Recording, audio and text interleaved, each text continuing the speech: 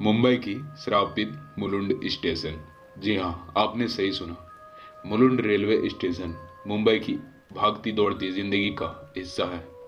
दिन के उजाले में यह स्टेशन यात्रियों की भीड़, चाय की दुकान और आवाजों से गूंजता रहता है। लेकिन जैसे ही रात के सन्नाटे का पर्दा गिरता है, इस स्टेशन की फिजा बदल जाती है। यहाँ का रुख, हवाएं चेंज हो जाती है।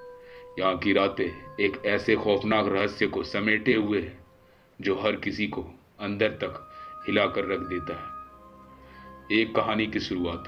रघु रेलवे का नया गार्ड था। उस रात स्टेशन पर अकेला ड्यूटी कर रहा था।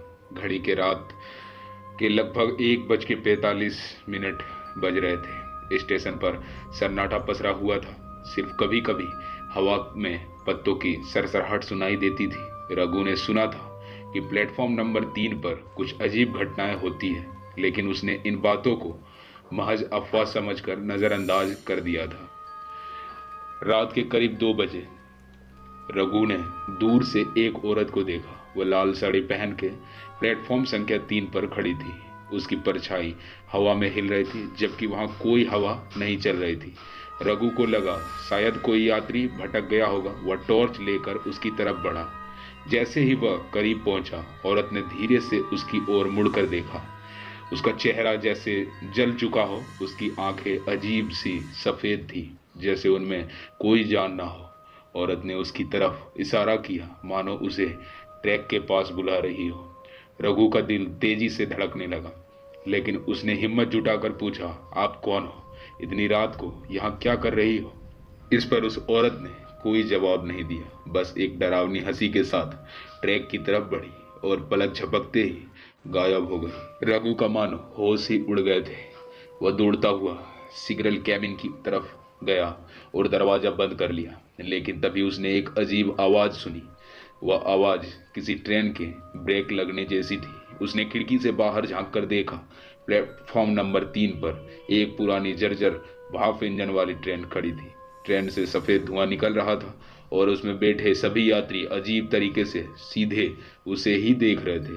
रघु की सांसें थम गई। उसे एहसास हुआ कि वे यात्री इंसान तो नहीं है। उनके चेहरे अजीब, भयानक और विकृत हो चुके थे और अंधेरे में डूबे हुए थे। ट्रेन का इंजन धीरे धीरे गरजने लगा और अचानक तेज आवाज के साथ वह गायब हो गई। खूनी दस्ताने।